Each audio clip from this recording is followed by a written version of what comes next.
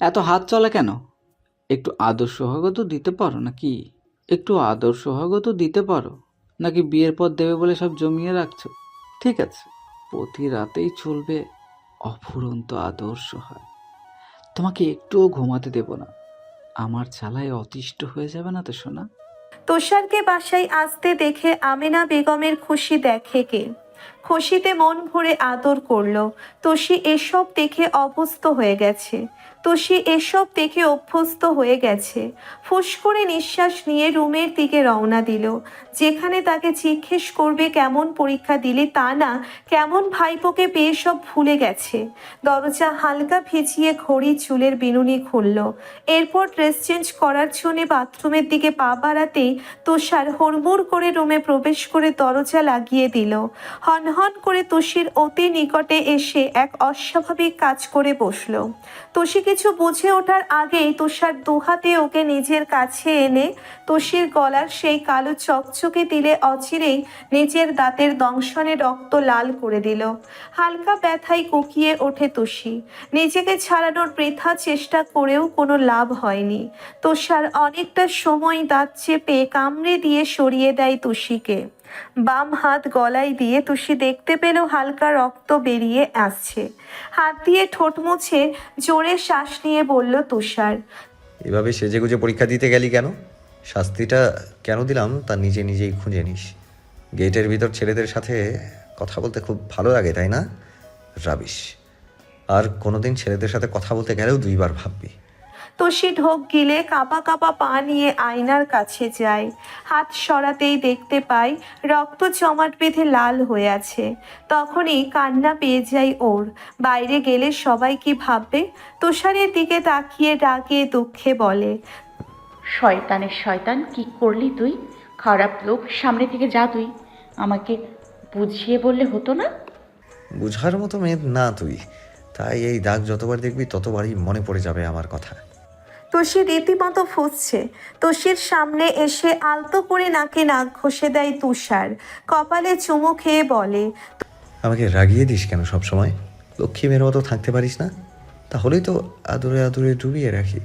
10টা না, 5টা না, একটা মাত্র ফুপ্পিকা বাচ্চা, রাজাকারের বংশধর। তুষি নাক টেনে অবিরত কাঁদছে। তুষার দুহাতে গাল মুছিয়ে দিয়ে নিজের খাঁজ কাটা দাড়ি দিয়ে তুষির গাল চেপে ধরে। ব্যথা পেয়ে তুষি রেগে তাকাই ওর দিকে। তুষার ঠোঁট টিপে হেসে ওঠে। তুষি, তোর গলায় ওটা কিসের দাগ? জান্নাত তুষির দিকে আগাগোড়া নিক্ষেপ করে সন্দিহান দৃষ্টিতে তাকিয়ে একথা বলে। জান্নাতের কথাই তুষি হক চকিয়ে যায়। ভয়ে তাড়াহুড়ো করে পেছনের খোলা চুল সামনে এনে ঠিকঠাক করে। এরপর আমতা আমতা করে বলে, অ্যালার্জি আপু, রাতে বেগুন ভাজি খেয়েছিলাম, চুলকানিতে এমন হয়েছে। কি বলিস, সত্যি? তুষি কথাটি ঘোরানোর জন্যে ঘন ঘন মাথা দুলিয়ে বলে, আর সত্যি আপু, বাদ দাও তো এসব। জাহির বলদের কি খবর তাই বলো। আহিরের নাম শুনে মুখ বাঁকায় জান্নাত। গাল ফুলিয়ে জবাব দেয়, ব্রেকআপ করে দিয়েছি ওই বচ্চাটার সাথে। আমাকে কিভাবে জ্বালানো যায় সেই হিসাবেই সারাক্ষণ কষতে থাকে।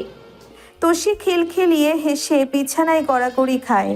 জান্নাত রাগে ফুসফুস করতে করতে তুষির পিঠে কয়েক ঘা বসিয়ে দিল।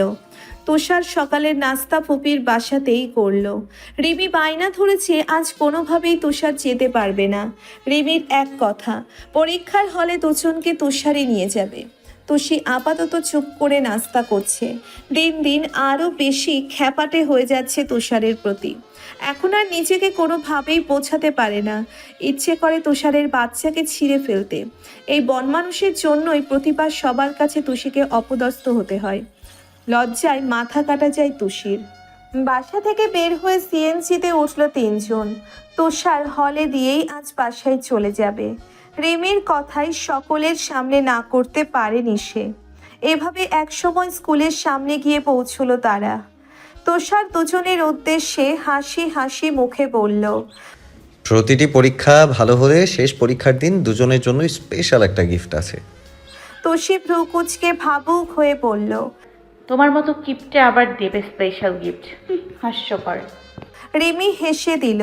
তুষার মাথায় চাটি দিয়ে জবাব দেয়, তোর পরনের 70% জিনিসপত্রই এই তুষারের দেয়া, এটা ভুলে যাস না। কচু দিয়েছ, কচু। তুষি মুখ ভেঙচি কেটে রিমির সাথে গেটের ভিতর চলে গেল। তুষার মৃদু হেসে আলতাফ রহমানকে ফোন করে আসতে বলে নিজে বাসার উদ্দেশ্যে রওনা দিল। এইভাবে কেটে যায় কয়েকটা দিন।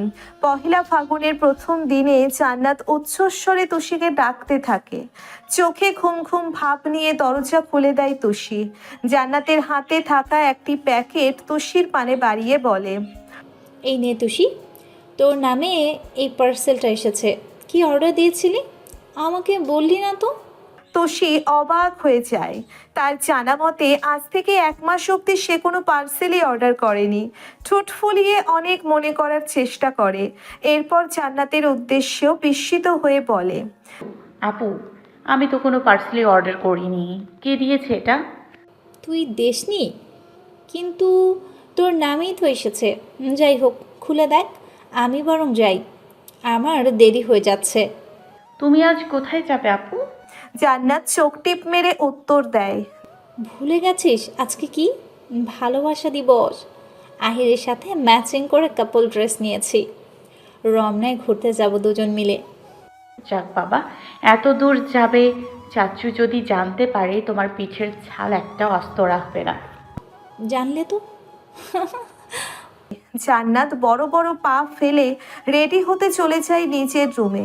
তুষি প্যাকেট হাতে বিছানায় বসে আনপ্যাক করে পার্সেলটা। বক্সটা খুলতেই দেখতে পাই একটি টকটকে লাল শাড়ি, সাথে 2 জোড়া কাচের রেশমি চুড়ি, একটি গাজরা আর কিছু ম্যাচিং জুয়েলারিও আছে। শাড়িটা মেলে দেখতেই একটা হলুদ রঙের চিরকুট দেখতে পেল। হাত বাড়িয়ে ভাঁজ খুলতেই তুষারের গুটি গুটি হাতের যত্নে করা লেখাগুলো চোখে পড়ে তুষির। তুষির জন্যে শাড়িতে সেই কবে দেখেছিলাম মনে পড়ছে না। তোর এই ছন্ন ছাড়া বদমেজাজি বিরক্তিকর আপন মানুষের প্রথম ফাগুনে তার প্রেয়সীর গায়ে লাল টকটকে শাড়ি পরিহিতা রমণীদের মতো বউয়ের রূপে দেখতে ইচ্ছে করছে ভীষণ। আজ সবার কাছে ভালোবাসা দিবস, তবে আমার কাছে পহেলা ফাগুন। শুভ পহেলা ফাগুন সুইট হার্ট। আমার মতো এই অধমের অবাধ্য ইচ্ছে কি পূরণ হবে? হবে হবে, জানি হবে। তাই তো বিয়ের আগেই বউরূপে দেখার লোভ সামলাতে পারলাম না। যাই হোক, অপেক্ষায় থাকবো জান। সামনাসামনি না হোক, ছবিতে মন ভরে দেখবো আজ। যার বিচরণ সবসময় এই বদমেজাজির বুকে। তুষারের চিঠিতে তুষির বুক কাঁপে। নতুন নতুন অনুভূতিতে মন হারিয়ে যায়। দমবন্ধকর অবস্থা হয়। চিঠিটা বাম হাতে নিয়ে শাড়িটা বুকে চেপে ধরে বিছানায় গড়িয়ে পড়ে সে। চোখ বন্ধ করে আন মনেই অজানা খুশিতে হেসে বলে, এই কেমন পাগলামি তুষার ভাই, দিন দিন এমন হচ্ছ কেন? আমার এই ছোট্ট মন যে এত বড় বড় আশ্চর্য জিনিস নিতে পারছে না। মনে হচ্ছে এই বুঝি মরে টরে গেলাম। আর পারছি না তুষার ভাই, আর পারছি না। জান্নাত লাল পাড়ের হলুদ শাড়ি পরে নিজের মতো সেজে গুজে নিল। আয়নায় নিজেকে দেখে নিজেই যেন 1000বার ক্রাশ খাচ্ছে। ঠোঁট এলিয়ে বিড়বিড়িয়ে বলে, হাই জান্নাত, আজ তোকে তো একদম ফাটাফাটি লাগছে। শত শত আহিরাজ আমাকে দেখে তব্দে খেয়ে যাবে। এরপর বিছানা থেকে পার্স হাতে নিতেই ফোনে মেসেজ টোন বেজে ওঠে। ফোন অন করতেই দেখতে পাই আহিরের মেসেজ।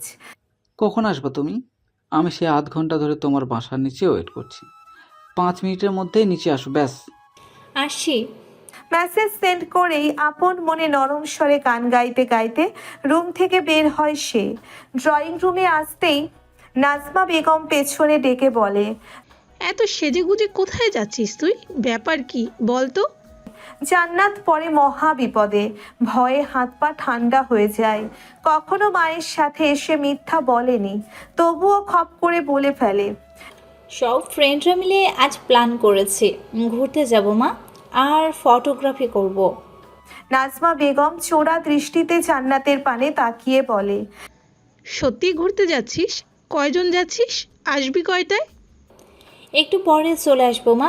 বুঝো তো, ফটোগ্রাফি করতে কত টাইম লাগবে বলা তো যাচ্ছে না। নাজমা বেগম ধমকাতে যাবে তখনই আমেনা বেগম সহ তুষি আর রিমিও আসে। তুষি দেখেই বুঝে ফেলে এখনই বের হবে জান্নাত। আমেনা বেগম প্রশ্ন ছুড়ল জান্নাতকে, শাড়ি পরে কোথায় যাচ্ছিস? আজ তানহা আসবে আর তুই বের হচ্ছিস? কাকিয়ার কথায় জান্নাত যেন সাহস পেল, মুখে হাসি দিয়ে বলল, একটু পরেই চলে আসবো কাকিয়া, এখন যাচ্ছি, সবাই ওয়েট করছে। এই বলেই আর 1 মিনিটও দেরি না করে হনহন করে বাসা থেকে বের হলো জান্নাত। গেটের সামনে আসতেই দেখতে পেল কিছুটা দূরে গাছের ছায়ার মাঝে আহির রিকশা নিয়ে বসে আছে আর ফোনে টাইম দেখছে। জান্নাত এক গাল হেসে তার দিকে এগিয়ে আহিরের হাত চেপে ধরে। দেরি হওয়ায় আহির একবার জান্নাতের দিকে তাকিয়েই অন্য দিকে ঘুরে দাঁড়ালো। সে জানে জান্নাত এখন অনেক কিছু বলে রাগ ভাঙাবে। জান্নাত টেনে রিকশায় উঠিয়ে মাথাটা আহিরের কাঁধে রাখলো, এরপর বলল, হ্যাপি ভ্যালেন্টাইন্স ডে মাই জান। হয়েছে, আর বলতে হবে না। আজকের এই সুন্দর দিনেও তুমি দেরি করলে। কত কিছু ভেবে এসেছিলাম, সব মাটি করে দিলে। আনরোমান্টিক একটা। রিকশা চলছে আপন গতিতে। জান্নাত মাথা তুলে আহিরের পরনের পাঞ্জাবির উপর থেকেই কাতুকুতু দেওয়া শুরু করলো। আজ যত কিছুই করুক আহির একটা কথাও বলবে না। জান্নাতও নাছোড় বান্দা, এই চুল টেনে ধরছে আবার চিমটি কাটছে। শেষে আহির সহ্য করতে না পেরে জান্নাতের পেট দিয়ে ডান হাত গলিয়ে ওর উন্মুক্ত পেটে হাত চেপে ধরলো। কোনো ছেলের থেকে প্রথমবারের মতো এহেন স্পর্শে জান্নাতের ভেতর তোলপাড় শুরু হয়ে যায়। হৃদস্পন্দন দ্রুত থেকে দ্রুত হয়। তড়িৎ গতিতে জান্নাত ওর পানে অসহায় চোখে চেয়ে এক শুকনো ঢোক গিলে বলে, কি করছো?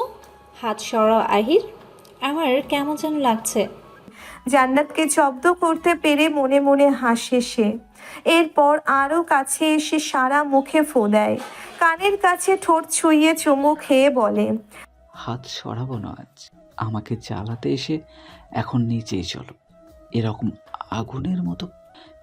আগুনের মতো সেজে এসেছো কেন? কেমন গভীরভাবে ছুঁয়ে দিতে ইচ্ছে করছে।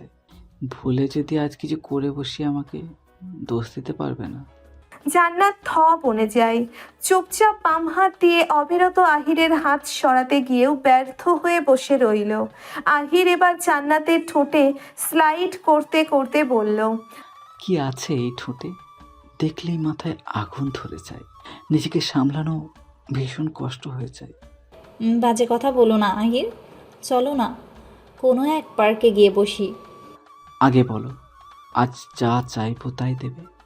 জান্নাত ভয় ঢোক গিলে অস্পষ্ট স্বরে বলল। আগে শুনবো তারপর।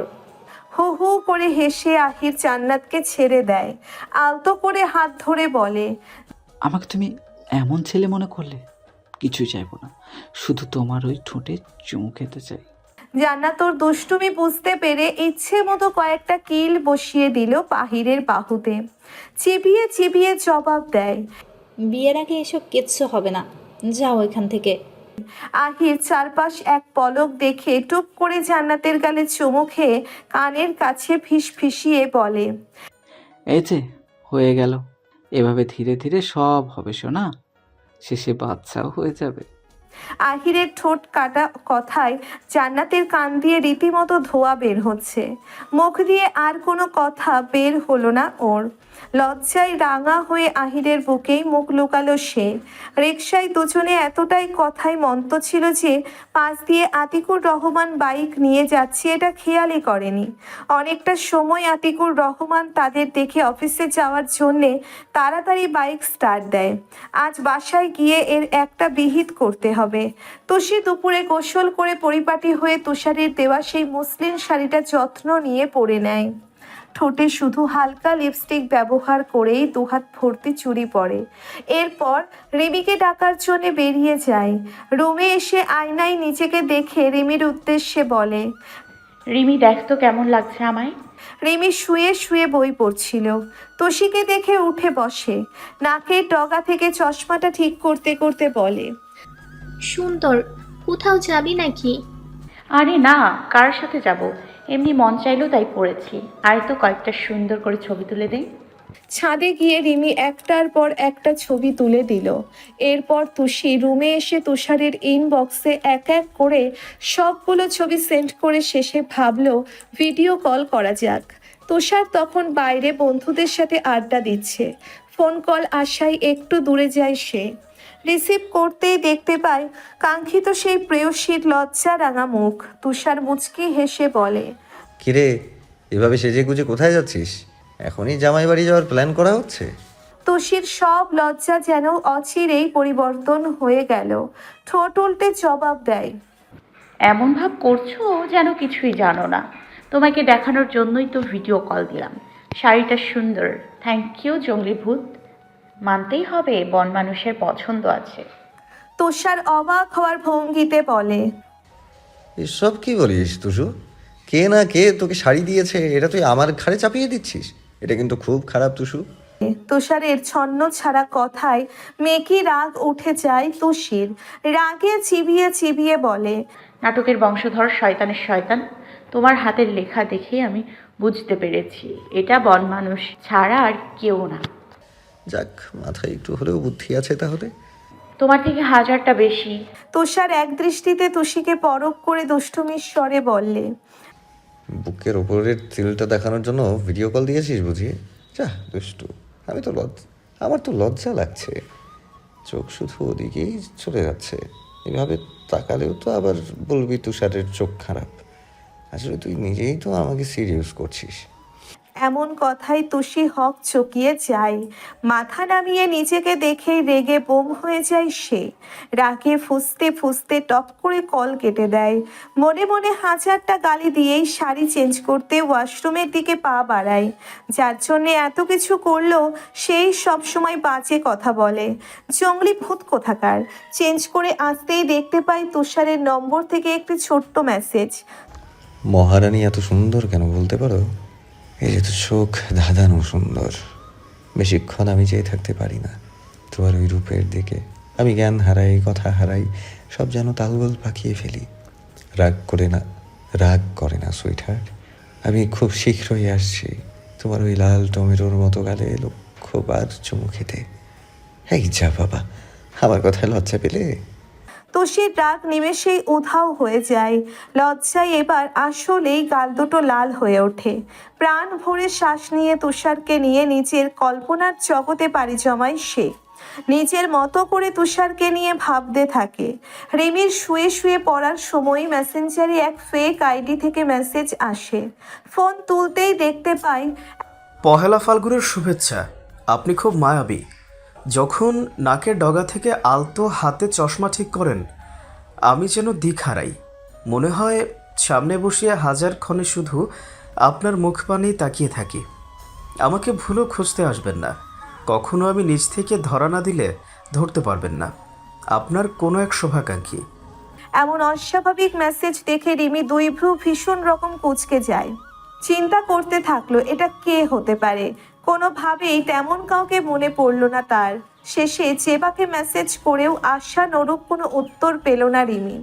এক দীর্ঘশ্বাস ফেলে বই হাতে নিয়ে পড়তে বসলেও আজ যে কি হলো তার, একটি অক্ষরও মনে রাখতে সক্ষম হলো না সে। সব যেন মাথার উপর দিয়ে যাচ্ছে। সারাক্ষণ মাথায় ঘুরতে থাকলো এই মেসেজ কে দিতে পারে। তুষারের সব বন্ধুরা ঢাকার এখানে সেখানে ঘুরে সন্ধ্যায় হলে যাওয়ার জন্য রিকশায় উঠলো। রাফসার সাথে জাইসা যাওয়ার জন্য পা বাড়াতেই তার আগেই মিরাজ তড়িঘড়ি করে জাইসাকে রেখে রিকশায় উঠে পড়ল। রাজভা চোখ বড় বড় করে তাকিয়ে বলল, তুই রিক্সায় কি করিস? নাম বলছি, আয় যায়সা, আয় তাড়াতাড়ি। পঙ্কজ মিরাজের পিঠে ধরাম করে একটি ঘুষি মেরে বলল, বজ্জাতের হাড্ডি, নাম তুই। আজ আমরা দুইজন রাফসারের সাথে ডেটে যাব। কি বলিস তুষার? জাইসা দাঁত কটমট করে বলল, যত সব তোদের এই ঢং দেখলে মরে যেতে ইচ্ছা করে। রাফসা, আমি গেলাম, তুই কি করবি করিস। জাইসা গিয়ে অন্য রিকশায় বসে পড়ল। তুষার দুষ্টু হেসে বলল, বাসর ঘরে 1 মিনিটও শান্তি দিব না শালা। দেখবি রুমে চিপা চাপাতে আমি আর পঙ্কজ লুকিয়ে আছি। আমাদের জ্বালায় তো আজ প্রেম ঠিকমতো করতে পারলি না। থাক, গেলাম আমরা। যা শয়তানের দল। পঙ্কজ আর তুষার কাঁধে কাঁধ মিলিয়ে রাফসার সাথে সেই রিকশায় চেপে বসে। মিরাজ রাফসার দিকে তাকাতেই দেখে তার চোখে আগুনের ফুলকি ঝরছে। এক ধাক্কা দিয়ে মিরাজকে দূরে সরিয়ে দেয় রাফসা। ঝাঁঝালো স্বরে বলে, দূরে থাক বদমাইশ। একটু সায় দিয়েছি বলে কি মাথা গিলে নিয়েছিস? মিরাজ ওর কথাই তেমন পাত্তা দিল না।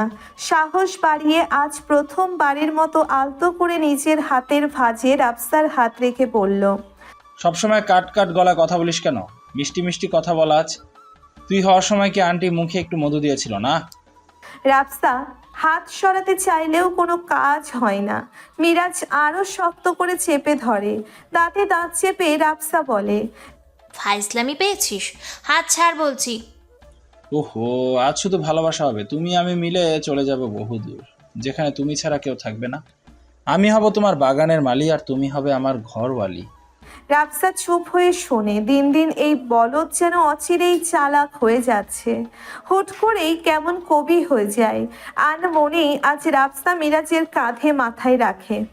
4-5টা প্রেমিক প্রেমিকার মতো না হলেও শেষ বিকেলটা দুজনে একান্তই আলাদা একটু সময় কাটায়। সন্ধ্যার পর কলিং বেলের শব্দে আমিনা বেগম রুম থেকে দ্রুত বেরিয়ে দরজা খুলতেই দেখতে পায় তানহা আর রামিম দাঁড়িয়ে আছে। এতদিন পর আমিনা বেগমকে দেখে খুশিতে চোখ দুটি চিকচিক করে তানহার। আবেগ আপ্লুত হয়ে মুহূর্তেই জড়িয়ে ধরে বলে, কেমন আছো মা? আমিনা বেগম নরম হেসে দুজনকে ধরে ভেতরে নিয়ে আসে। মেয়েকে আদর করে থুতনিতে হাত রেখে বলে, ভালো আছি। তোদের আসতে সমস্যা হয়নি তো? রামিম সালাম দিয়ে জবাব দেয়, না আম্মা, কোনো সমস্যা হয়নি, শুধু রাস্তায় অল্প একটু বমি করেছে তানহা। এরপর তানহার দিকে চেয়ে তাড়া দেয় রামিম। মায়ের সাথে পরেও কথা বলতে পারবে, আগে যাও ফ্রেশ হও। আমিনা বেগম হাই হাই করে ওঠে। কি বলো বাবা? তানহা তো গাড়িতে কখনো বমি করে না। মলিন মুখে জবাব দেয় তানহা। কেমন গা গুলি আসলো মা, ভালো লাগছে না, গাড়ির ধোয়াতে বমিও চলে আসছে। মেয়ের দিকে আর তাকিয়ে থাকতে পারলেন না তিনি। ততক্ষণে বাড়ির সবাই সেখানে উপস্থিত হয়েছে। রামিম সবার সাথে ভাব বিনিময় করে নেয়। তানহার শরীর খানিকটা দুর্বল থাকায় দুজনকে তানহার রুমে নিয়ে যায় আমেনা বেগম। তৎক্ষণাৎ রিমি, তুষি আর জান্নাতও তাদের পিছু পিছু সেখানে উপস্থিত হয়। তুষি খুশিতে বাকবাকুম হয়ে তাদের উদ্দেশ্যে বলে, ভাই কেমন আছো? আপু এতদিন পর আসলি কেন? জানিস কত মিস করেছি। তানহা বোরখা খুলে গায়ে ওড়না পরতে পরতে উত্তর দেয়, আমার সাথে চাপাবাজি কম কর, কেমন মিস করছিস তা বেশ ভালো বুঝতে পারছি। একবার ফোন দিয়ে খোঁজও নিস না, আবার বড় বড় কথা। রিমিও তানহার সাথে তাল মিলিয়ে বলে, ঠিক বলছো আপু, পড়তেও বসে না, ফোনে ঠিক মতো কথাও বলে না। জানো না আপু, কাকিয়া যে কত বকুনি দেয়, তবু ওর ঘাড়ের রগ সোজা হয় না। এই চুপ কর তুই, আমি পড়তে বসি না। এমন মিথ্যা কথা কিভাবে বলতে পারলি? তুষি রিমির দিকে তেড়ে গেল। রামিম হেসে বাথরুমে ফ্রেশ হতে চলে যায়। তানহার মাথা ধরেছে ভীষণ, তাই আর কোনো কথা বাড়ালো না। 3 বোনের সাথে হালকা কথা বলেই শুয়ে একটা লম্বা ঘুম দেওয়ার জন্যে প্রস্তুতি নিল। আমিনা বেগম রুমে নাস্তা নিয়ে এসে দেখে রামিমের সাথে তুষি আর রিমি আড্ডা দিচ্ছে। তানহার দিকে তাকাতেই দেখতে পায় চোখের নিচটায় কালচে রং ধারণ করেছে। মায়ের বুকের ভেতরটা এমন জীর্ণ রোগাক্রান্ত মুখের দিকে অপলক নয়নে চেয়ে হু হু করে ওঠে। এতটা পথ জার্নি করে আসায় দুজনকে একা রেখে তুষি আর রিমিকে নিয়ে চলে যায়। সবাই চলে গেছে। রামিম দরজার ছিটকিনি লাগিয়ে আস্তে ধীরে বিছানায় উঠে বসে। এরপর পেছন থেকে তানহাকে জড়িয়ে ধরে ফিসফিসিয়ে বলে, তোমার মুখ এমন শুকনো লাগছে কেন? খুব বেশি খারাপ লাগছে? তানহা একটু নড়ে চড়ে ওঠে। রামিমের দিকে ঘুরে জবাব দেয়, আমার ভালো লাগছে না, মাথায় ভীষণ ব্যথা করছে, কেমন বমি বমি ভাব। রামিম শুয়ে তানহাকে বুকে আগলে নেয়, ঠোঁটে কারো চুম্বন করে শুধায়, একটা লম্বা ঘুম দাও, ঠিক হয়ে যাবে। রামিমের অল্পখানি ছোঁয়া পেয়ে বুকে আদরে বিড়াল ছানার মতো লেপ্টে যায়। কণ্ঠ নরম স্বরে জবাব দেয়, জড়িয়ে ধরে রাখো। শক্ত করে জড়িয়ে ধরে তানহার মাথায় হাত বুলিয়ে দেওয়ার সময় রামিমের কিছু একটা মনে পড়ে যায়। মস্তিষ্কে ভাবনাটি হানা দিতেই সে চমকে তানহার দিকে দৃষ্টি নিক্ষেপ করে। তড়িৎ গতিতে তানহার মলিন মুখের ধার পানে তাকিয়ে থাকতে থাকে। সে যা ভাবছে তা যদি সত্যি হয় তবে এর থেকে শ্রেষ্ঠ অনুভূতি একজন স্বামীর কাছে আর কিছু হবে না। উত্তেজনায় শরীরের রন্ধ্রে রন্ধ্রে শিহরিত হয়ে তানহার গালে হালকা চাপড় মেরে বলল, এই তানহা, শোনো না, তোমার পিরিয়ড লাস্ট কবে হয়েছিল? 2 মাস আগে। কেন? ভাঙা ভাঙা কণ্ঠে উত্তর দিয়েই চট করে তাকায় সে। দেখে রামিমের ঠোঁট প্রাণ ভরা তৃপ্তিতার হাসি। তানহাকে আরো শক্ত করে জড়িয়ে ধরে বলে, আমি যা ভাবছি তুমিও কি তাই ভাবছো? মনে হচ্ছে আমার আজকাল মাছ দেখলেই কেমন নাট ছিটকে আসে, গন্ধ সহ্য হয় না একদম। অজানা এক খুশিতে রামিম ও সারা মুখে এলোপাথারি চুমু খায়। মাথা নিচু করে পেটে চুমু খেতেই কেঁপে ওঠে তানহা। দুহাত দিয়ে রামিমের চুল আলতো খামচে ধরে রামিম ঠোঁট শুইয়ে বলে, দোয়া করো এটা যেন আসলেই সত্যি হয়। তবে আমার থেকে খুশি এই পৃথিবীতে আর কেউ হবে না। আমার একটি অংশ, একটি চিহ্ন তোমার মাঝে বাস করবে আর আসবে আমাদের ছোট্ট সংসারটা পরিপূর্ণ করতে। তোমাকে অনেক ভালোবাসি তানহা, অনেক। তানহা সিক্ত নয়নে রামিমের পাগলামি দেখে। মা হওয়ার অনুভূতিতে কেমন অন্যরকম লাগে। গায়ের সমস্ত লোমকূপ শিরশির করে ওঠে। সুরসুর করে দুপায়ের তালু। তানহা আর ভাবতেই পারল না। রামিমের গলার মুখ গুজে বলল, কাল সকালে প্রেগনেন্সি কি জেনে দিও। অবশ্যই আনবো, এবার ঘুমাও। আজ আমি কত যে খুশি তোমাকে বলে বোঝাতে পারবো না তানহা, একটুও পারবো না। এই জন্য এক ভয়ঙ্কর অনুভূতি। তানহা চুপটি করে রামিমের সাথে মিশে থাকে। অজানা শিহরণ সারা শরীরে বয়ে চলেছে। রামিমকে শক্ত করে জড়িয়ে ধরে ঠোঁট ছোঁয়ায় বুকে। এখনো তানহার স্পর্শে বেসামাল হয়ে যায় সে। এবারেও যেন তাই হলো। কোনোভাবেই সামলাতে পারল না রামিম। নিজের উত্তপ্ত ঠোঁট জোড়া দিয়ে তানহার নরম উষ্ণ ঠোঁট দুটি চেপে ধরল। রামিমের এক এক ছোঁয়া তানহার সুখ খুঁজে পায়। মনে হয় সবসময় এভাবেই তার সংস্পর্শে থাকুক, ভালোবেসে অতল গহীরে ডুবিয়ে রাখুক। এক পর্যায়ে দাঁতে দংশন রক্ত বের হলে ছেড়ে দেয় রামিম। উত্তেজনায় ঠোঁট ছেড়ে ধীরে ধীরে তানহার গলায় মুখ গুজে দাঁত ডাবিয়ে দিলে তার সারা শরীর কেঁপে ওঠে। তানহা ব্যথায় কুকিয়ে উঠলেও ভালোবাসার পরশে সেও রামিমের চুল খামচে ধরে। শ্বাস প্রশ্বাস হয়ে যায় ভীষণ এলোমেলো। নিঃশ্বাস ভারী হওয়ায় ক্রমশ তানহার বক্ষে নরম দুটি অংশ ঘন ঘন ওঠা নামা করছে। রামিম নিজের মধ্যে নেই এটা বেশ বোঝাতে পারো, এটা বেশ বুঝতে পারে তানহা। একবার ভাবছে বাধা দিবে, তবুও তানহার মনে যে বড্ড বেহায়া। সেও চাইছে আরো গভীরভাবে ভালোবাসুক রামিম। এক পর্যায়ে তানহা হালকা ঢোক গিলে তৃষ্ণার্ত গলা ভিজিয়ে কেঁপে ওঠা কণ্ঠে বলে, কি করছো রামিম? ছাড়ো আমায়। যদি সত্যি সত্যি আমি প্রেগনেন্ট হই তাহলে এখন এসব ঠিক না। তানহার কথাই রামিম হুঁশ ফিরে পায়। তবুও এই মুহূর্তে কন্ট্রোল করা সহজ ব্যাপার নয়। সারা শরীরে যেন কারেন্টের শক লেগেছে। তানহার বুক থেকে মাথা তুলে বালিশে মাথা রাখে। বড় বড় কয়েকটা শ্বাস নিয়ে কয়েক মিনিট পর নিজেকে স্বাভাবিক করে বলে, পাশে আমার বউ থাকলে কেউই কন্ট্রোল করতে পারে না জানেমান। তানহা যেন একটু লজ্জা পেল। অন্য পাশ হয়ে ঘুরে চোখ খিচে বন্ধ করে রাখলো। রামিম বাম হাত দিয়ে তানহাকে পেছন থেকে মোলায়েম হাতে জড়িয়ে দুজনেই অতপর গভীর ঘুমে মস্ত হয়। রাত 8টার পর আতিকুর রহমান রুমে এসে হাতের ঘড়ির শব্দ করে রাখলেন। পরনের শার্টটা গরমে ঘেমে নিয়ে একাকার। এমন অস্বাভাবিক আচরণ আমিনা বেগম কয়েক সেকেন্ড আতিকুর রহমানকে পরখ করলেন। মুখ উল্টে প্রশ্ন করলো, অফিসে কিছু নিয়ে কি ঝামেলা হয়েছে? আপনার মুখ এমন মলিন কেন? আতিকুর রহমান কোনো জবাব দিলেন না।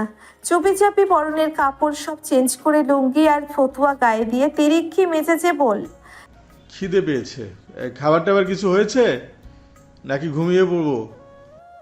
হ্যাঁ চলুন, আপনার জন্যই তো আমরা সবাই অপেক্ষা করছিলাম। তানহার শরীর তেমন ভালো না, আসুন ফ্রেশ হয়ে। তড়িঘড়ি করে আমিনা বেগম জবাব দিলেন। খাবার টেবিলে যাওয়ার জন্য রুমের বাইরে পা বাড়াতেই আতিকুর রহমানের গম্ভীর স্বর ভেসে আসলো, খাবার টেবিলে সবাইকে ডাকো, ছোট বড় সকলেই। সবাই মানে সবাই, বুঝতে পেরেছো? বিচিত্র মুহূর্তে সময় দিবে ভেবেই আমেনা বেগম দ্রুত উত্তর দেয়। ঠিক আছে, যাচ্ছি আমি, ডাকছি সবাইকে। কখন এসেছো? বাসার সবাই কেমন আছে? একগাল হেসে রামিম সালাম দিয়ে উত্তর দেয়। জি বাবা, সন্ধ্যায় পড়ে এসেছি। বাসার সময় আলহামদুলিল্লাহ ভালো। জান্নাত, তোমার সাথে রিকশায় বসা ছেলেটা কে ছিল? বড় আব্বুর মুখে নিজের নামে এমন কথা শোনার জন্যে কোসপিন কালেও প্রস্তুত ছিল না। রীতিমতো চমকালো, ভরকে গেল জান্নাত। চোরের মতো ধরা পড়া অপরাধীর ন্যায় হাত দিয়ে নখ করতে থাকে। এভাবে সকলের চোখ ফাঁকি দিয়ে প্রেম করে যে একদিন ধরা পড়ে যাবে, এটা জান্নাত ভেবেই দেখেনি। ভয়ে হাত পা জুড়ে হিমশীতল ভাব বিরাজ করছে, মুখে কোনো রা নেই। আতিকুর রহমানের কথায় সবাই জান্নাতের দিকে অবাকের ন্যায় দৃষ্টি নিক্ষেপ করে। তোষির বুক কাঁপছে। আজ একটা কুরুক্ষেত্র হতে চলেছে। দেখলো তো দেখলো, সেই বাবার চোখেই পড়ল। নাজমা বেগম সহ সকলে নীরবতা পালন করে ঘটনাটি বোঝার চেষ্টা করছে। জান্নাতকে চুপ থাকতে দেখে আতিকুর রহমান গলা খাকারি দিয়ে পুনরায় বলে, মনে পড়ছে না তাই না? আচ্ছা, মনে করে দিচ্ছি। সেজেগুজে শাড়ি পরে রিকশায় যার সাথে পাশাপাশি বসে হেসে খেলে কথা বলছিলে, সেই ছেলেটার কথাই বলছি। কি বলছেন ভাইজান? আজ তো জান্নাত ওর বান্ধবীদের সাথে ঘুরতে বেরিয়েছিল। নাজমা বেগম উত্তেজিত হয়ে তাড়াহুড়োয় কথাটি বলে দেয়। জান্নাত তখনও চুপ, ভয়ে কান্না চলে আসছে দু চোখের পাতায়। চোখ তার পায়ের পাতার দিকে স্থির। আজ এক বিন্দুও রক্ষে নেই, সে বেশ বুঝতে পারছে। বড় আব্বু, বাবা আর মায়ের হাত থেকে কে বাঁচাবে আজ? আতিকুর রহমান বাম হাতের ইশারায় নাজমা বেগমকে চুপ থাকতে বললেন। জান্নাতকে চুপ থাকতে দেখে এবার যেন কপালের রগ স্পষ্ট দৃশ্যমান হলো। কথাই একরাশ রাগ নিয়ে ধমক দিয়ে বলে, ছেলেটিকে জবাব দাও, কি সম্পর্ক তোমাদের? ওর নাম আহির, বড় আব্বু রাহিম ভাইয়ার কাজিন। ভালোবাসি আমরা দুজন। আজকাল আমাকে মিথ্যে বলে তুই এইসব করিস? বড় চাচার সামনে ছেলে নিয়ে ঘুরিস? লজ্জা করে না? এত কষ্ট করে বড় করলাম, আর তুই আমাকে এই প্রতিদান দিলি? তোর বাবা জানতে পারলে কি হবে ভাবতে পারছিস? তোর লেখাপড়া করতে হবে না, সব বাদ আজ থেকে। বাসায় বসে থাকবি তুই, ঘরের সব কাজ করবি। আমিনা বেগম ছুটে গেল জান্নাতকে ছাড়াতে। অবিরত কাঁদছে জান্নাত। তানহাও আস্তে ধীরে উঠে দাঁড়িয়ে জান্নাতকে নিয়ে দূরে দাঁড়ালো। আমিনা বেগম শান্ত করার চেষ্টা করছে নাজমাকে। মেয়েকে আজ যা তা কথা শোনাতে এক বিন্দু পরিমাণও ভাবছে না। তিনিও রাগে দুঃখে কেঁদে যাচ্ছে। আমিনা বেগমের হাত ছাড়িয়ে আবার মারতে চায় জান্নাতকে। যখন যা চেয়েছিস সব দিয়েছি তোদের। তোর বাবা কার জন্য এত কষ্ট করছে? আমাদের জন্যই তো। পরিবার ছেড়ে এত দূরে থাকে। স্বাধীনতা কি কম দিয়েছি? এরকম পরিবার আর কোথায় পাবি বল? যা চেয়েছিস মুহূর্তেই সব হাতের কাছে হাজির হয়েছে। আজ আমাদের মিথ্যা বলা শিখেছিস তুই। আতিকুর রহমান পরিস্থিতি বেহাল অবস্থা দেখে দুহাত মুষ্টিবদ্ধ করে মাথা ঠেকিয়ে ভাবতে থাকে। তোষি আর রিমি এবার ভয়ে চুপসে যায়। ছোটদের মতোই নীরবতা পালন করছে দুজনে। রামিম এই অবস্থায় এক পর্যায়ে মুখ খোলে। আমার জানা মতে আহির খারাপ ছেলে নয়, ভালো পজিশনে চাকরিও করছে। কখনো বাজে কোনো নেশায় পড়তে দেখিনি। অন্য সকল ছেলেদের মতো সিগারেট ধরতেও দেখিনি। মেয়েলি ব্যাপারটাও নেই। আহিরকে নিয়ে আমি নিজে গ্যারান্টি দিতে পারি, ছেলে লাখে একটা। জান্নাতকে খুব ভালোবাসবে আমার বিশ্বাস। তারা তো ছোট নয় এখন, দুজনেই বোঝার মতো বয়স হয়েছে। আপনারা ভেবেচিন্তে বসে একটা সুষ্ঠু সিদ্ধান্ত নিন। এভাবে জান্নাতকে মারবেন না, দোষ দুজনেরই। আপনি যদি জান্নাতের দিকে আর একটা বার হাত তোলেন তবে বুঝবো আপনি জান্নাতকে নয় আহিরের উপর রেগে আমাকে আঘাত করছেন। নাজমা রামিমের কথাই তাজ্জব বনে যায়। হাই হাই করে ওঠে সে। রামিমের হাত ধরে বলে, এসব কেন বলছো তুমি? মেয়ে আমার অন্যায় করেছে, শাসন করতেই পারি। তুমিই বলো কিভাবে পারলো রাস্তায় ঘুরতে? রাগ থামাতে পারিনি। বুঝোই তো, মেয়ে দুইটাকে বেশিই ভালোবাসি বলে ওর বলা মিথ্যে কথা হজম হয়নি আমার। অঝরে মা মেয়ে কেঁদেই যাচ্ছে। জান্নাতের চোখ মুখ মুছিয়ে তানহা বলে, আপু ঠান্ডা মাথায় একটু ভেবে দেখো, শামীম যেহেতু বলছে জান্নাতকে আজ হোক কাল বিয়ে তো দিতেই হবে, তাদের বরং আহিদের পরিবারের সবাইকে ডেকে সামনাসামনি কথা বলো। মেয়ের কথায় হালকা নড়ে চড়ে বসে আতিকুর রহমান, সবাইকে গম্ভীর স্বরে চুপ করে থাকতে বলে। এরপর হাতের ইশারায় জান্নাতকে কাছে ডেকে মাথায় আদুরে হাত বুলিয়ে দেয়, কণ্ঠ খাদে এনে প্রশ্ন করে, ভালোবাসিস আহিরকে? বড় আব্বুর কথায় দু চোখ ভরা অশ্রু নিয়ে ফ্যালফ্যাল করে তাকায় জান্নাত, মাথা উপর নিচ করে জবাব দেয়, হ্যাঁ ভালোবাসে। আতিকুর রহমান মনে মনে হাসলেও গমগমে গলায় বলে, সমস্যা নেই, ভুলে যা। আমি আমার মাকে 1 মাসের মধ্যেই আহিরের চেয়ে ভালো ছেলে দেখে বিয়ে দেব, যে তোকে অনেক আগলে রাখবে। এমন কথায় তোষি সহ রামিম তানহাও অবাক হয়ে যায়। এত কাঠখোট্টা মানুষ কিভাবে হতে পারে? ভালোবাসা কি অপরাধ? কিভাবে পারবে দুজন মানুষকে জীবন্ত লাশ বানিয়ে দিতে? রামিম ফুঁচ করে নিঃশ্বাস ফেলে তার জানা আছে এই লোক কতটা ঘাড় তেরা। তানহার বিয়ে নিয়ে কম তো কাহিনী করেনি, এসব বললে একটা সিনেমায় রটে যাবে, নাম হবে জামাই শ্বশুরের যুদ্ধ। এদিকে জান্নাত তড়িৎ গতিতে আতিকুর রহমানের দিকে অসহায় চোখে তাকায়। আজ সব ভয় লজ্জা মাটিতে মিশিয়ে বেহায়ার মতো অনুনয় বিনয় করে জড়িয়ে ধরে বড় আব্বুকে কাঁদতে কাঁদতে ভেঙে যাওয়া গলায় অস্পষ্ট স্বরে বলে, এমন করো না বড়াব্বু, মরেই যাব আমি। কখনো কাউকে ভালোবাসিনি, আহিরকে প্রথম যাকে আমি ভালোবাসি। সে আমাকে একটু একটু করে শিখিয়েছে ভালোবাসা কি। আমাদের এভাবে আলাদা করে দিও না বড়াব্বু। হয়তো বেঁচে থাকবো, কিন্তু মন যে মরেই অচিরেই মরে যাবে। আমি বাঁচবো না বড়াব্বু, তুমি এভাবে আমাদের আলাদা করো না। কেঁদে নিয়ে হেঁচকে উঠে গেছে জান্নাতের। নাজমা মেয়ের এমন সরল কথা যেন হজম করতে পারল না। আবারও তেড়ে যেতে নিলেই আতিকুর রহমান নিজেই হাত তুলে দ্বিতীয়বারের মতো সাবধান করে। নাজমা বেগম চুপ হয়ে যায়। জান্নাতের মুখ তুলে চোখের পানি মুছিয়ে দিতে দিতে আতিকুর রহমান বলেন, 2 দিনের ভালোবাসায় এমন কথা সবাই বলে থাকে, আবেগের বশে তুমিও বলছো। এবার আর জান্নাত কোনো কথা বলতে পারল না। হুট করে আতিকুর রহমানের পা ধরে বলে, বাবার পর তুমি তো আমার বড় আব্বু, তাই না? তুমি কি পারবে তোমার মেয়ের চোখের সামনে মরে যাও? আমি মিথ্যা বলছি না। তানহা আপুর ভালোবাসা মেনে নিতে পারলে আমারটা কেন নিবে না? সত্যি বলছি, তোমার পা ছুঁয়ে আমি কিন্তু বিষ খাবো, নয়তো গলায় দড়ি দেবো, তবু অন্য কাউকে বিয়ে করব না।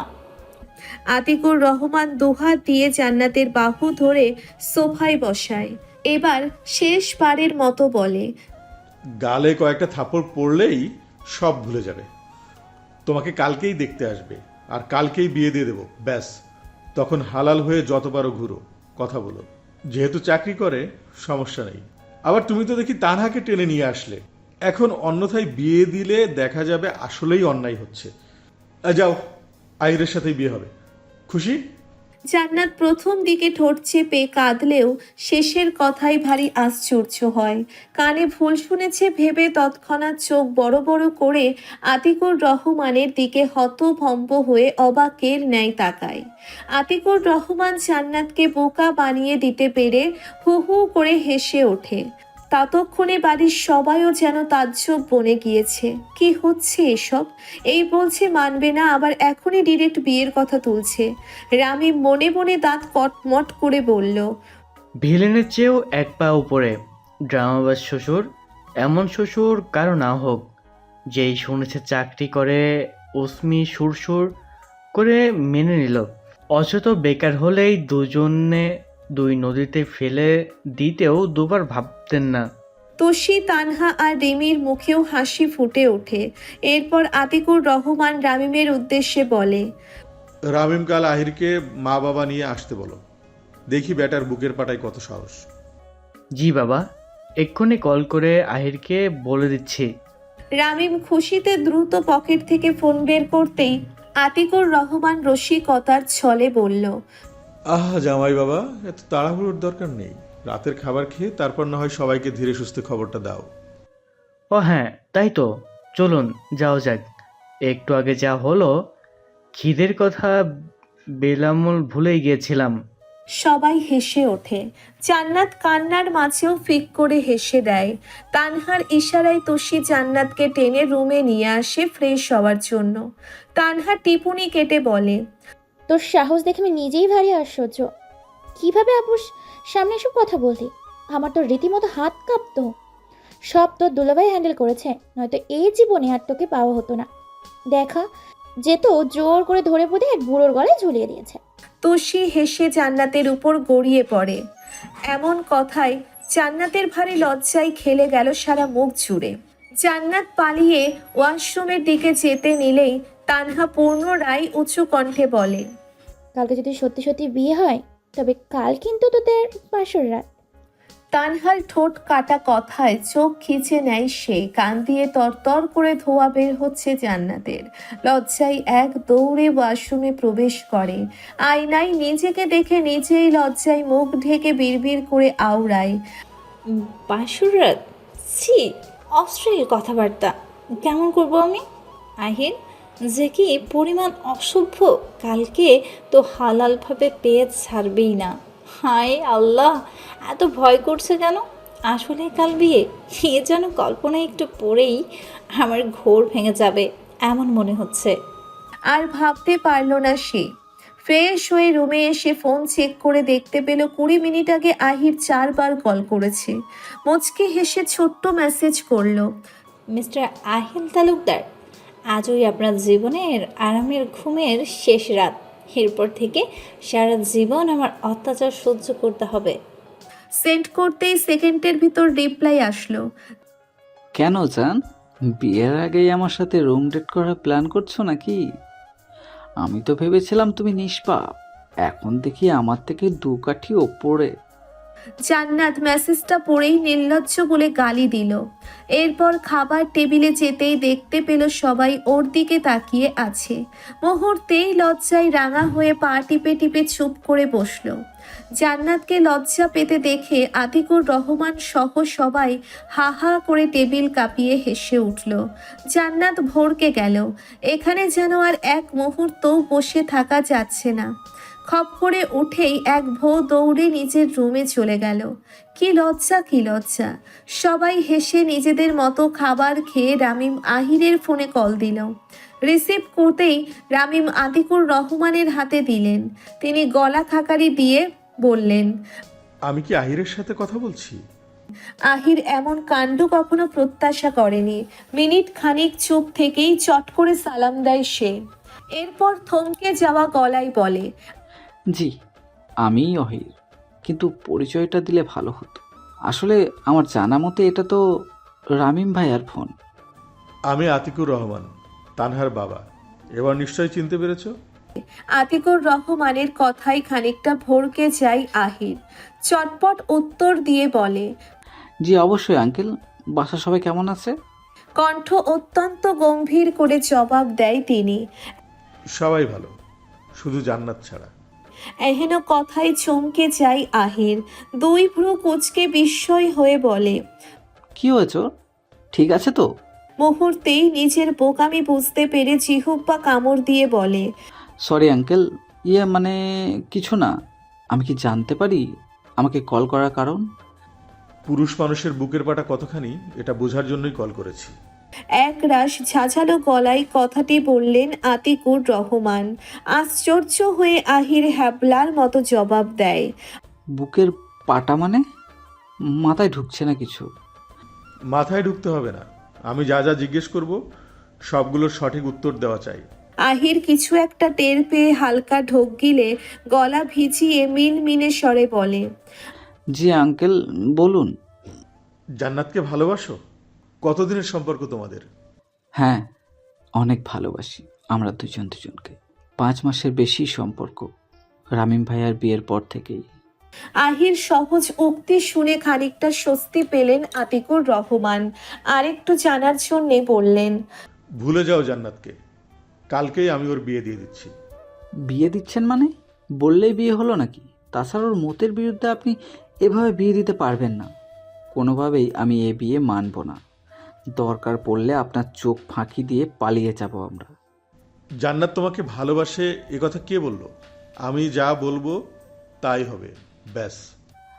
আপনি জান্নাতকে কলটা দিন, ওর মুখ থেকে শুনতে চাই। যদি বলে ভালোবাসে না, তবু আমি জোর করে তুলে এনে হলেও বিয়ে করব। এই আমার এক কথা।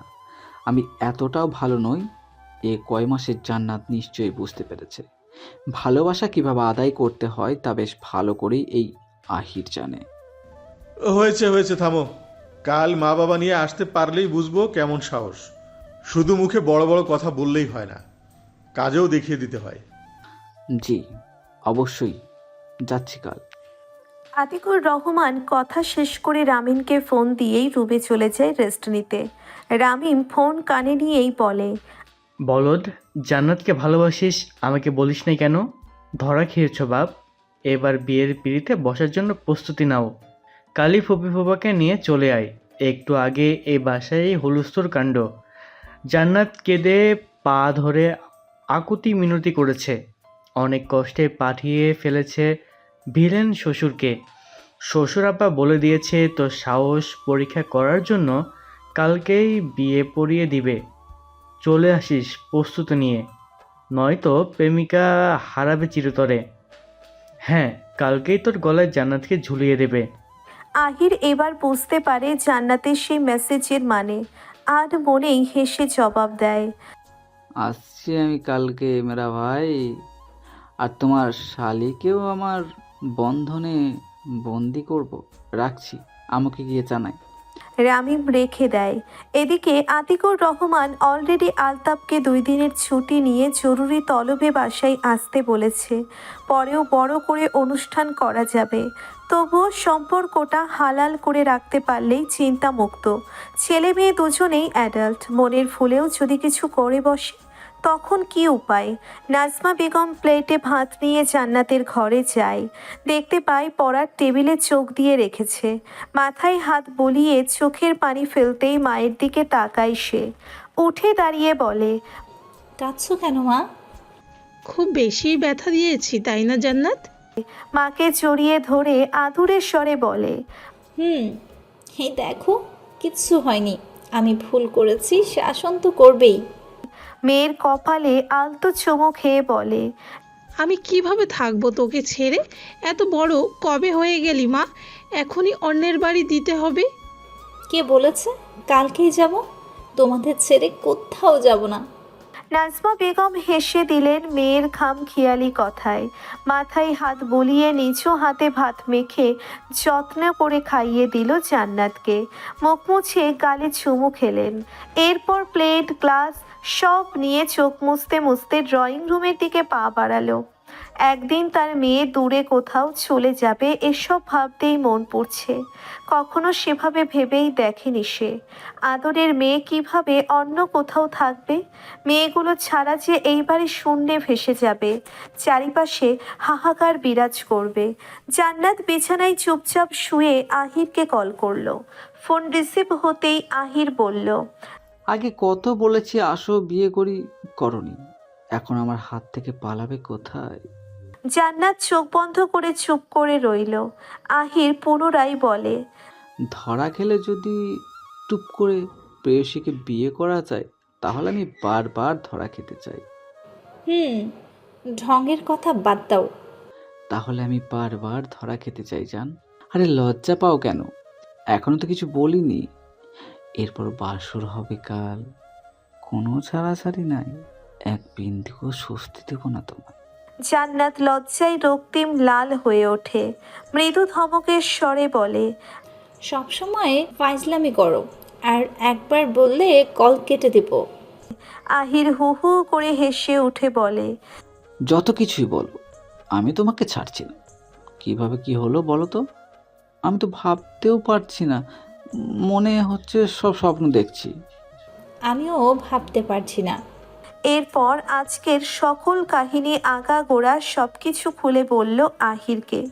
সব শুনে আহির বলল, হায় হায়, আমার হবুকে এভাবে কাঁদিয়েছে। কি বজ্জাত রামিম ভাইয়ার ভিলেন শ্বশুর ভাবা যায়? থাক, ভালো কিছু পেতে গেলে একটু কষ্টও পেতে হয়। এভাবে কথা বলতে বলতে দুজনে নানান কথাই মত্ত হলো। নিজেদের চাওয়া পাওয়া নিয়ে সব যেন গলগল করে বলে দিচ্ছে সব। কথাই নেই কোনো বিরক্তি, নেই কোনো অস্বস্তি। খুশি বিছানায় শুয়ে শুয়ে ফোন স্ক্রল করছে আর খুশিতে পা দোলাচ্ছে। আজ যেন অন্য রকম ভালো লাগার দিন। রাত পোহালেই জান্নাত আহির জুটির প্রণয়ের মিল। ভালোবেসে তারা হয়ে যাবে এক। পরিবারকে মানিয়ে বিয়ে করা চারটিখানি কথা নয়। পালিয়ে গেলেই কি সব সমাধান হয়ে যায়? মা বাবার মনে কষ্ট দিয়ে কেউ সুখে থাকতে পারে না।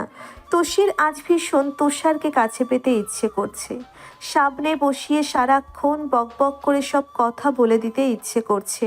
মনটা যেন অচিরেই তুষারের দিকে ধরা দিয়েছে, তা বেশ বুঝতে পেরেছে তুষি। হবে নাই বা কেন, এত পাগলামি কেয়ারিং কোনো মেয়ে না চাই? হয়তো একটু খ্যাপাটে থাকে, তবুও এরকম ছোট্ট ছোট্ট ভালোবাসাময় অনুভূতির কাছে এসব কিছুই না। আপন মনে তুষারকে নিয়ে এমন ভুগিঝুগি ভাবনার মাঝেই তুষির ফোন বেজে ওঠে। ফোন স্ক্রিনে চলচল করছে তুষারের তৃপ্তিময় গাল ভরা হাসির ছবি। তুষি আন মনেই হেসে বুক ভরে শ্বাস নিয়ে কল রিসিভ করে। তুষার যার পরনায় কিছু না ভেবেই বলে, তুই নিয়ে পড়াবাদ দিয়ে অনলাইনে কি করিস? অধীর আগ্রহে জান্নাতের কথাটি বলার জন্যে তুষি মুখ খুলল। জানো আজ কি হয়েছে? আহির ভাইয়ার সাথে ঘুরতে যাওয়ার সময় ওদের আব্বু দেখে ফেলেছে। আব্বু জান্নাত আপুকে রীতিমতো চমকে দিল। আমার নিজেরই তো গলা শুকিয়ে কাঠ। খুব ভয় পেয়েছি আজ। তাহলে বোঝো জান্নাত আপুর কি বেহাল দশা। কালকে আপুর বিয়ে আহির ভাইয়ার সাথে। হ্যাঁ জানি, এসব নিয়ে তোকে ভাবতে হবে না। তুই ছোট মানুষ, পড়তে বস যা। তুষি এমন গা ছাড়া জবাবে ফুঁসে ওঠে। রেগে তাকিয়ে বলে, সব সময় পড়া পড়া করো কেন? কাল বিয়ে আর আজকে তুমি আমাকে পড়তে বলছো? বিয়ে তো আর তোর না, পাকনামি করবি না আমার সাথে। তুষারের কথায় রাগে চোখ দুটি লাল বর্ণ হয়ে গেল তুষির। কাঁদো কাঁদো গলায় বলল, তুমি একটা অসহ্য, বিয়ে হবে না তোমার। তুষার ডান হাত থেকে ফোনটা বাম হাতে নিয়ে মুচকি হেসে বলে, আমার না হলে তোরও হবে না। তুই যদি এক গাদা বাচ্চা কাচ্চার মুখ থেকে মা ডাক শুনতে চাস, তবে এই মুহূর্তে তোর কথা ফিরিয়ে নে। বাজে কথা বলবে না, এই জঙ্গলি ভূত। তুমি জান্নাত আপুর কথা জানলে কিভাবে? শুধু এক কথা নয়, তোদের বাড়িতে 24 ঘন্টা কি হয় সব আমার কানে আসে। জান্নাতের সাহস আছে, ওর জায়গায় তুই থাকলে ওখানে অজ্ঞান হয়ে পড়ে থাকতি। ফেয়ালো। তুষারের কথা সঠিক বলে কিছু বলল না তুষি। মুখ বাঁকা করে চুপ হয়ে থাকলো। তুষার পুনরায় বলে, চুপ করে আছিস কেন? আমাকে ছাড়া থাকতে পারছিস না বুঝি? কাছে গেলে তো আবার বাড়াই বাড়াই করিস। কালকে যেতে পারি, তবে একটা শর্ত আছে। আমাকে অনেক আদর করা চাই। কিভাবে দিবি এটা তুই ভালো জানিস। এখন থেকেই না হয় ভাবতে থাক। আগে ভাবতাম রিমির পা ধোয়া পানি খেলে অনেক কিছু শিখতে পারবি, কিন্তু এখন দেখছি উল্টো। জান্নাতের পা ধোয়া পানি খেলে তোর মাথার ব্রেন যদি একটু খোলে। তুষি এমন খাপছাড়া কথায় ভরকে গেল। বুকের বাঁ পাশটা ঢিপ ঢিপ করছে। বাম হাত সেখানে চেপে ধরে অস্পষ্ট স্বরে বলল, কাল আসবে? হ্যাঁ, এবার ঘুমা, আমি অ্যাসাইনমেন্ট কমপ্লিট করব। তুষি আলতো হাতে ফোন কেটে দেয়। হুট করেই শ্বাস আগের থেকেও ভারী হয়ে আসছে। ঘন ঘন শ্বাস নিয়ে তৃষ্ণার্ত গলা ভিজিয়ে বালিশে মুখ লুকিয়ে শুয়ে পড়ে। দূরে থাকলে ইচ্ছে করে পাশে বসিয়ে প্রাণ ভরে দেখি, আর কাছে আসলেই হাত পা কাঁপাকাঁপি শুরু হয়ে যায়।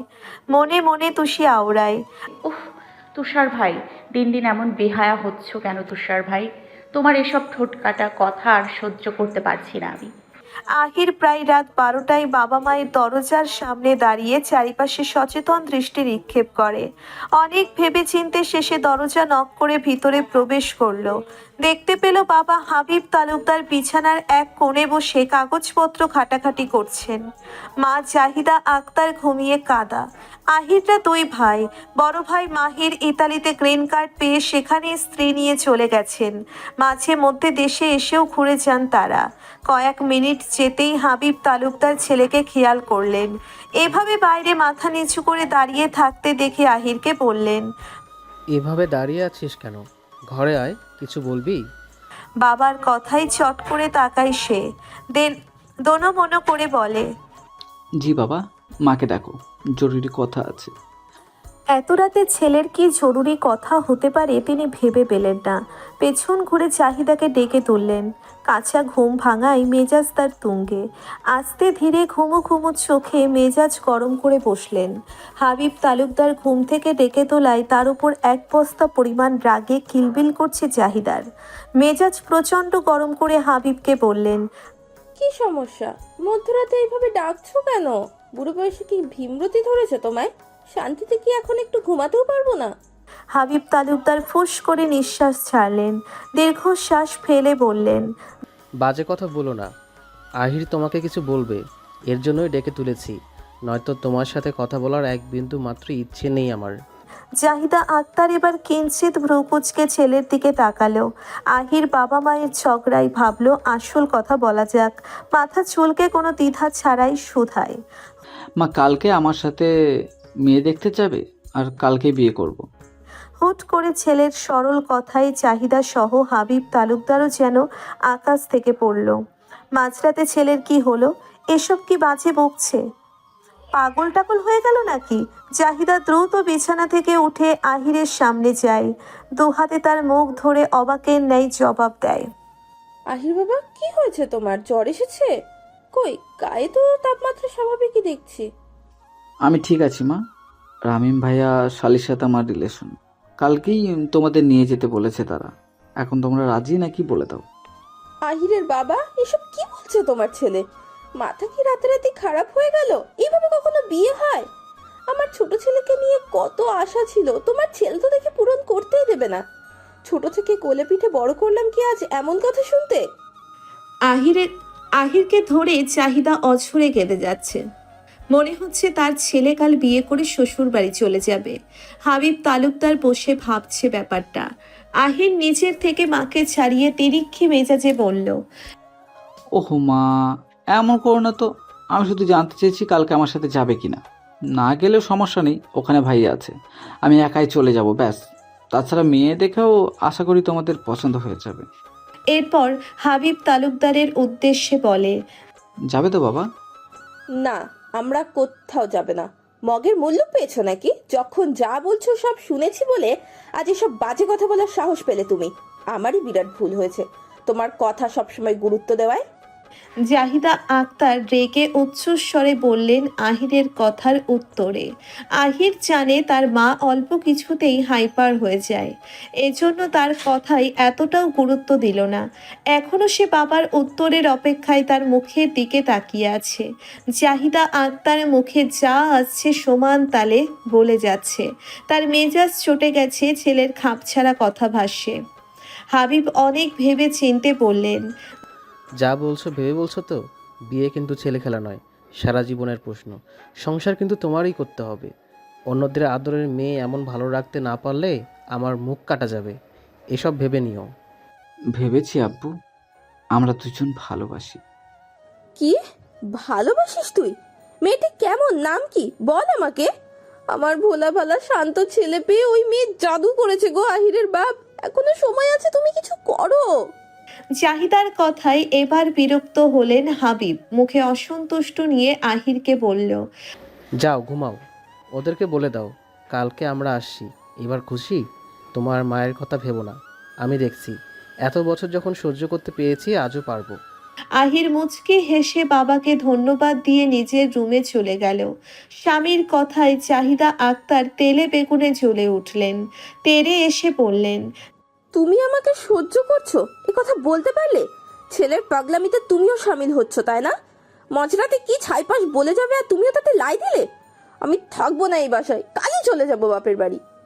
আচ্ছা যেও, আমি শুয়ে পড়লাম, লাইট অফ করে ঘুমিয়ে পড়ো। চাহিদা ভেবেছিল বাপের বাড়ির কথাই নানা করে উঠবে হাবিব, কিন্তু এসবের যখন কিছুই হলো না তখন ছেলে আর বাপকে হাজার খানেক বকে দিল। রাগে দুঃখে লাইট অফ করে কেঁদে কেটে ঘুমিয়ে গেলেন তিনি। হাবিব তালুকদার ফুস করে নিঃশ্বাস ফেলে চোখ বন্ধ করলেন।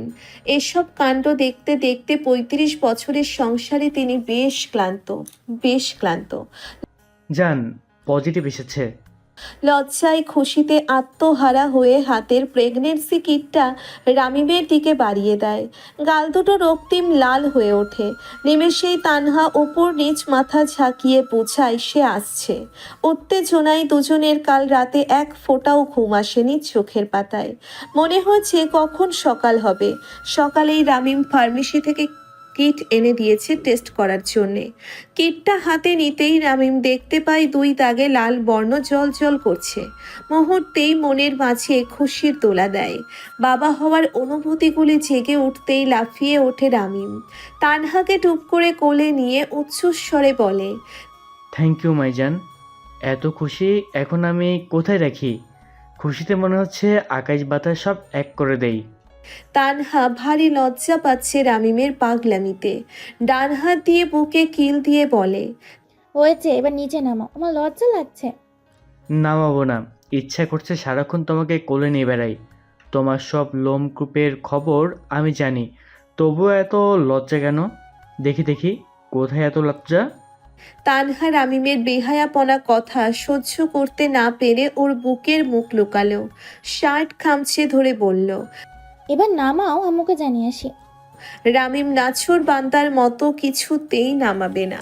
তানহা এত করে বলছে কেউ এসে পড়বে, তবুও রামিমের সেসবে কোনো হেলদোল নেই। শেষে তানহা বলে, মা, তুমি এ সময় এখানে কি করছো?